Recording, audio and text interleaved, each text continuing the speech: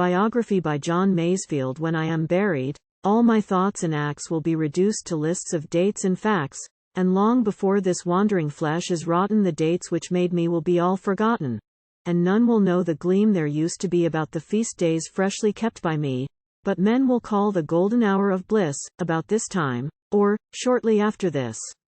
Men do not heed the rungs by which men climb those glittering steps, those milestones upon time, those tombstones of dead selves, those hours of birth, those moments of the soul in years of earth.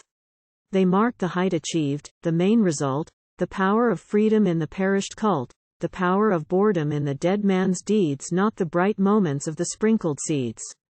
By many waters and on many ways I have known golden instants and bright days, the day on which, beneath an arching sail, I saw the Cordilleras and gave hail.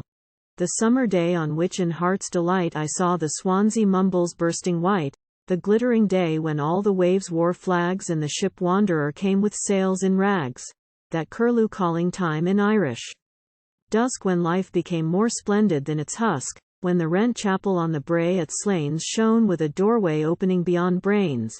The dawn when, with a brace block's creaking cry, out of the mist a little bark slipped by, spilling the mist with changing gleams of red, then gone, with one raised hand and one turned head. The howling evening when the spindrifts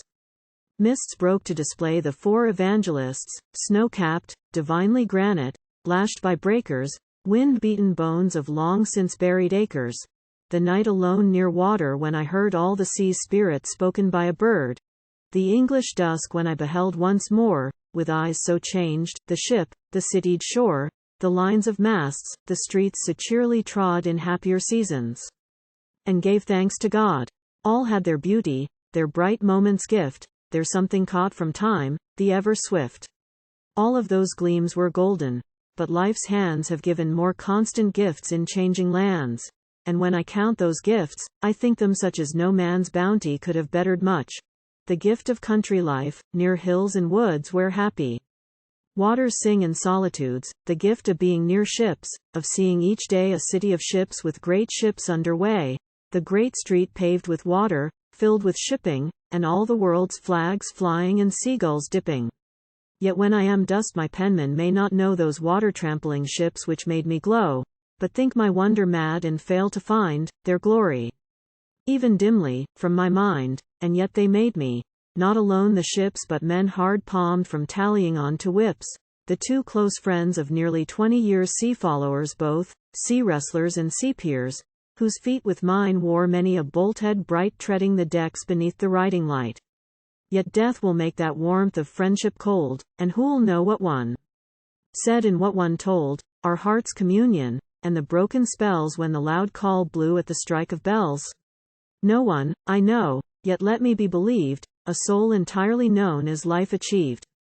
Years blank with hardship never speak a word live in the soul to make the being stirred. Towns can be prisons where the spirit dulls away from mates and ocean-wandering hulls, away from all bright water and great hills and sheep walks where the curlews cry their fills, away in towns, where eyes have naught to see but dead museums and miles of misery and floating life unrooted from man's need and miles of fishhooks baited to catch greed and life made wretched out of human ken and miles of shopping women served by men. So, if the penman sums my London days, let him but say that there were holy ways, dull Bloomsbury streets of dull brick mansions old with stinking doors where women stood to scold and drunken waits at Christmas with their horn droning the news, in snow, that Christ was born, and windy gas lamps in the wet roads shining and that old carol of the midnight whining, and that old room above the noisy slum where there was wine and fire and talk with some under strange pictures of the wakened soul to whom this earth was but a burnt-out coal. O time, bring back those midnights and those friends, those glittering moments that a spirit lends, that all may be imagined from the flash, the cloud-hid God game through the lightning gash, those hours of stricken sparks from which men took light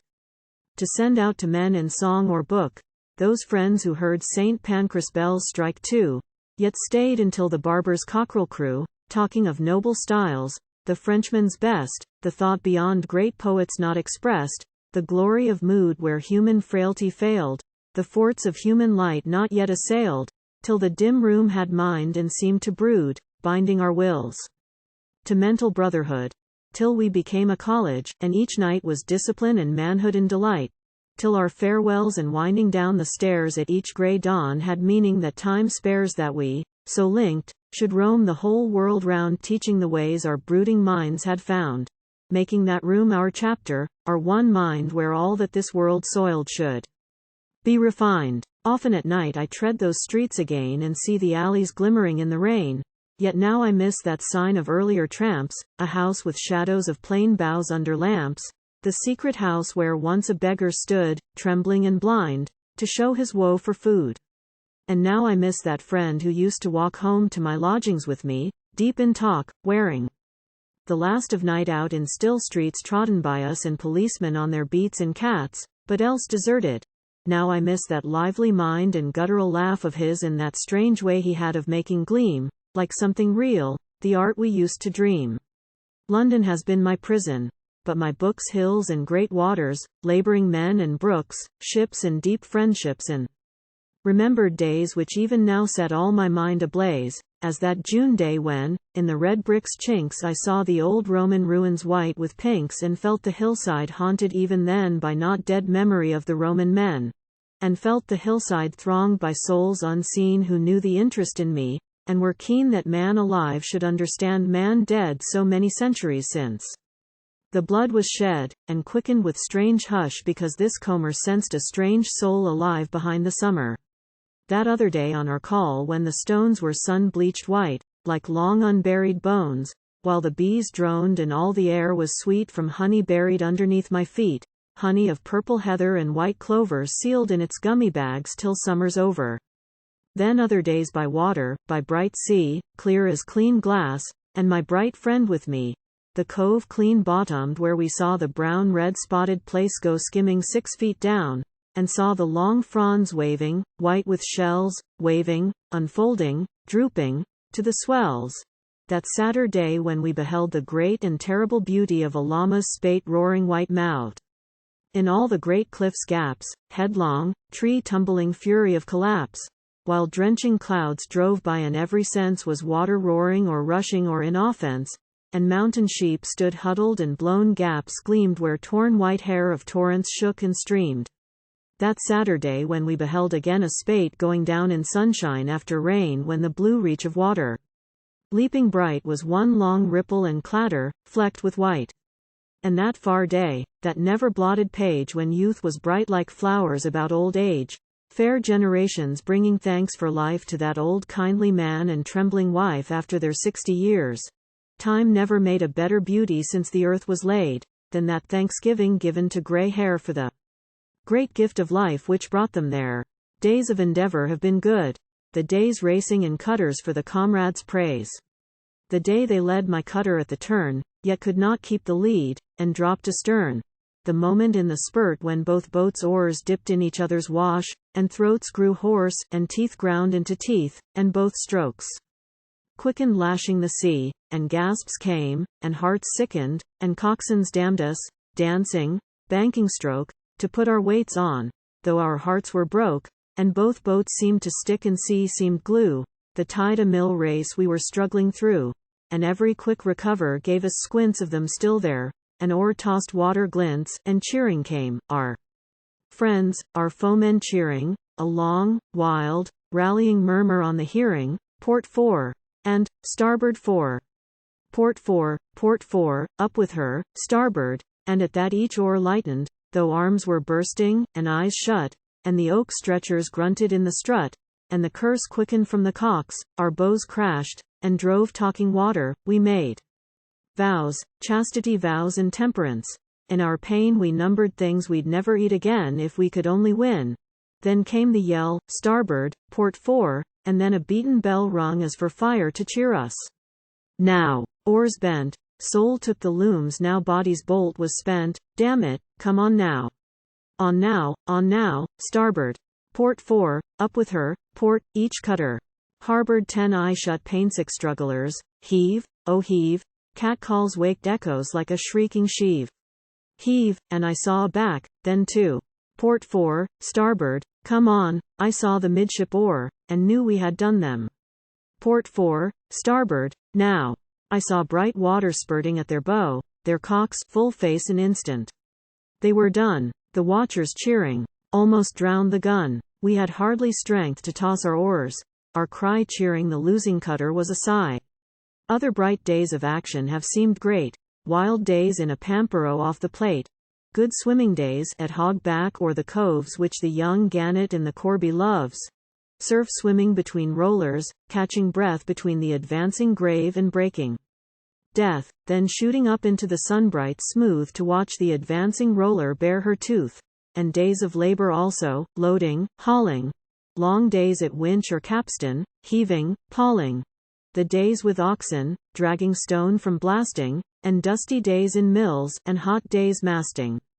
Trucking on dust-dry deckings smooth like ice, and hunts in mighty wool racks after mice. Mornings with buckwheat when the fields did blanch with white leghorns come from the chicken ranch. Days near the spring upon the sunburnt hill, plying the maul or gripping tight the drill. Delights of work most real, delights that change the headache life of towns to rapture strange not known by townsmen, nor imagined. Health that puts new glory upon mental wealth and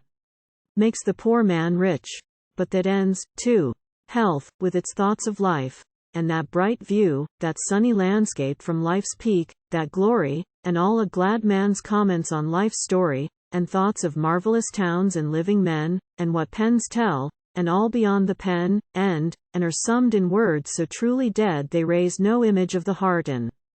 head, the life, the man alive, the friend we knew, the minds ours argued with or listened to, none but are dead, and all life's keenness, all, is dead as print before the funeral, even deader after, when the dates are sought, and cold minds disagree with what we thought. This many-pictured world of many passions wears out the nations as a woman fashions, and what life is much to very few. Men being so strange, so mad, and what men do so good to watch or share.